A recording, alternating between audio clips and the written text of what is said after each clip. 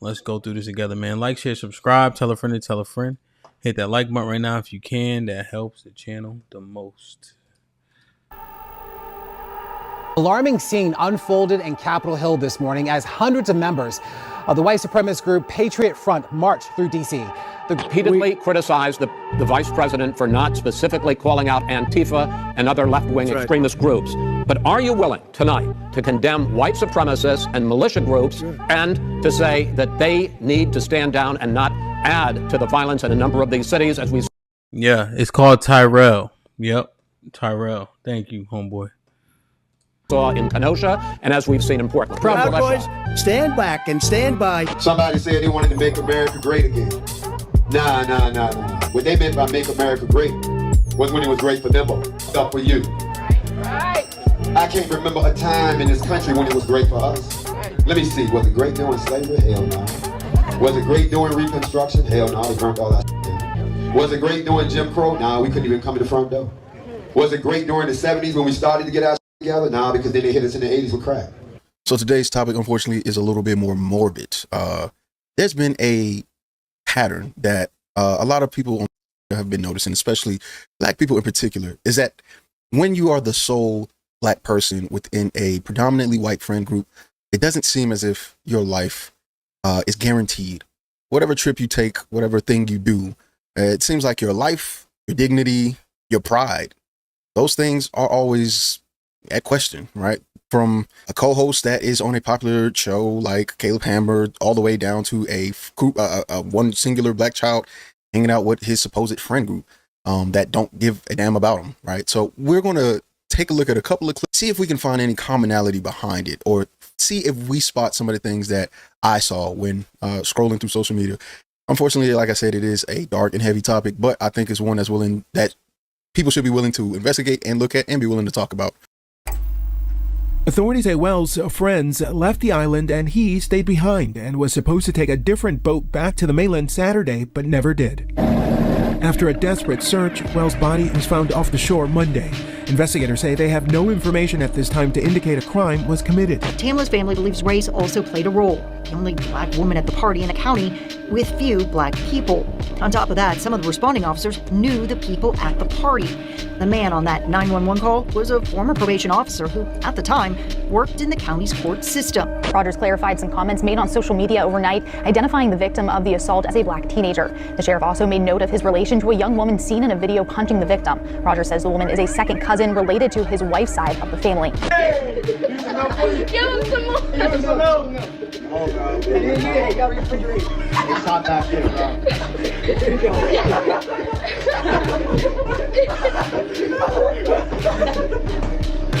I know.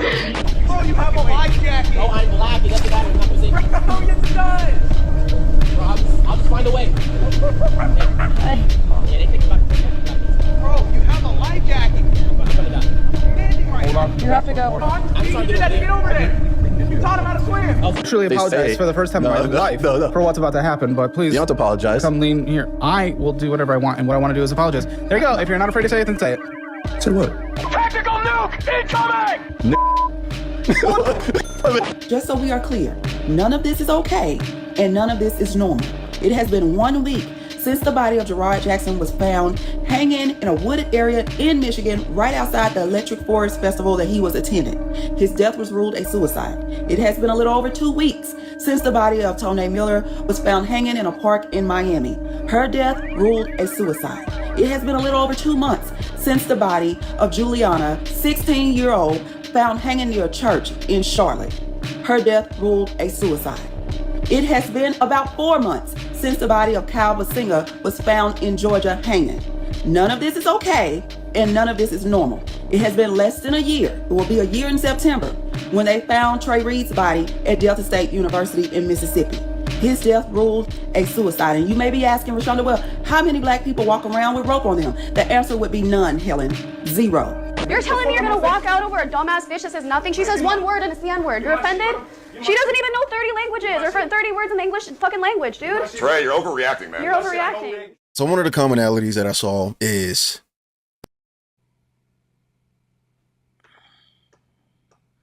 what the fuck? Yo, I'm telling you, man. When they get in their majority environment, the boldness, the crudeness, the natural nature is prevalent and evident. I know one boy, one of my brothers, one of his better friends when he went to college. He went on a boat with 2 white boys and died. Larry never came back.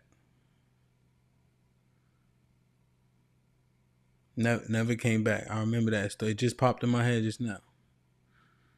You want to let the recorded cheeky talk, or you want to say something?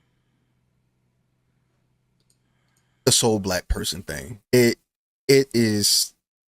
just looks odd, especially for somebody that is constantly around black people, being from Atlanta, living in Atlanta, or even in the metro areas. Like, I'm just used to seeing black people. So seeing one spotted black person does look odd. And I've also been in majority white spaces. So I've got a glimpse into what friendship looks like, especially for the one black guy that's there. And I hate to say it, but typically the token black guy, they try to get some stuff off, man. They trust and believe the N-word is going to come off. It's going to happen. And it's almost like a test to see, well, is he going to say anything? The N-word is going to come up. Jokes will come at your expense. What else? Just a lot of weird and odd behavior. Things that you would expect to see. It's just, I'm not sure why it's like that.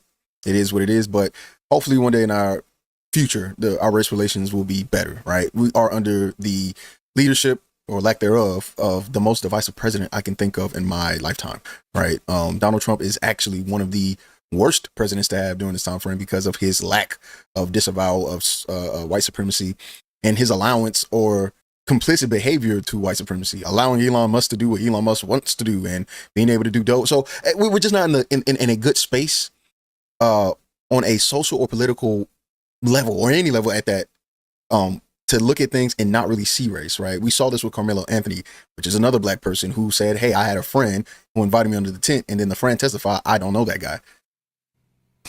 My thing is this. One, there's only a couple ways that this typically has gone, right?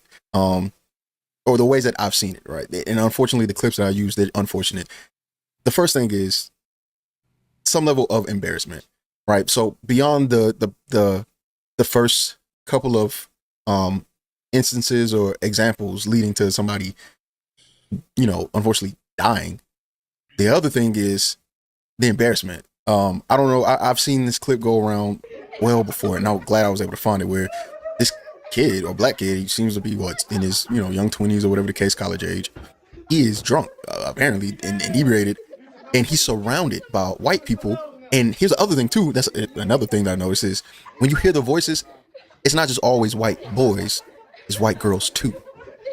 White girls, especially in today's time, like to separate themselves a lot from their racial involvement or accountability that they have, but they're there too. And they're definitely somebody you got to look out for. But the first thing I noticed was he's drunk. He's in a vulnerable state, surrounded by white people. And what are they doing? Laughing at him. He's already been drenched with milk. It looks like chocolate milk. And they're not helping him. They're embarrassing him and recording it and thinking that it's fine. Friendship with white people doesn't seem to come with the humanity that most friendships come with in these examples. All right. Let me preface that in these examples. Another thing too is, I'm not sure if you guys are familiar with Caleb Hammer. You saw what he did. He calls his black co-host or black employee, maybe not a co-host, probably not the best word. He calls his black employee over just to get called the N-word by some white guy or some guest. That's not even that guy that's there is there supposedly to get help with his financial spending, but somehow that turns into a humiliation ritual for a willing participant that's black. Now, I'm calling Tyler a willing participant because I've seen what he said about being the black translator for the show. Meanwhile, the guest that's on the show that's black, while he's speaking, he's not articulate or not the most articulate, but it's not as if you can't understand what he's saying. Speaking Nickese, bro. You're giving Caleb a headache. The jobs that I've lost due to her is a part of this conversation too. So I'm sorry. Can we please bring in Tyler? Oh, shit. I just need a little translating here.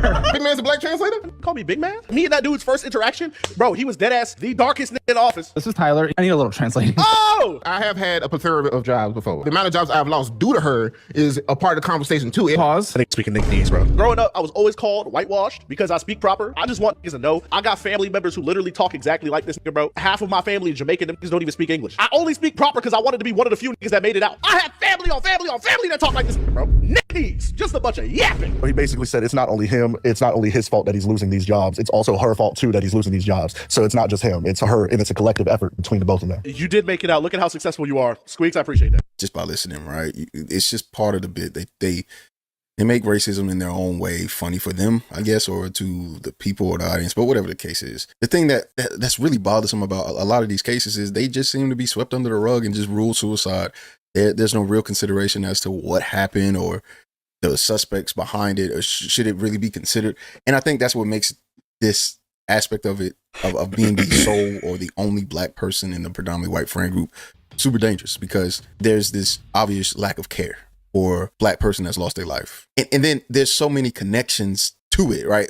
And what I mean by that is the perpetrators or the potential suspects have some tie-in with the system or with somebody that can help them and help them throughout the system. And it seems like the police, whatever county it is, they don't care. And it's just really odd. It's odd. It's odd, especially with the most recent case, because apparently one of the boys' stepmothers or mother is a judge. So it's one of those things where you seem to, if you are black and in a majority white group, it seems like you have to capitulate, take the butt of the jokes.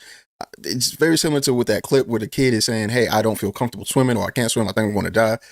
You can hear his white friends, one, giving him shit, but also hear him make chimping noise. I'll just find a way. But again, for those who may be in black friend group or maybe in white friend groups as the sole or only black friend, maybe you can give some backstory. Maybe you can give a comment about your experiences or what you enjoy about it, because somebody that's kind of seen it from a distance and been adjacent to it, but not the only black person. It's never been my case, and I don't think it ever will.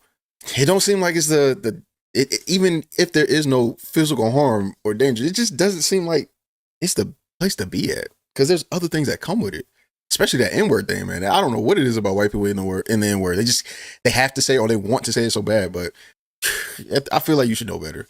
I don't know. Maybe I'm wrong. Yeah, maybe I'm wrong. Because even my dad, even when we were around predominantly white areas or predominantly white churches or whatever the case may be, he told me, hey, don't do that. You cannot and will not do the same stuff as they do. Don't do that.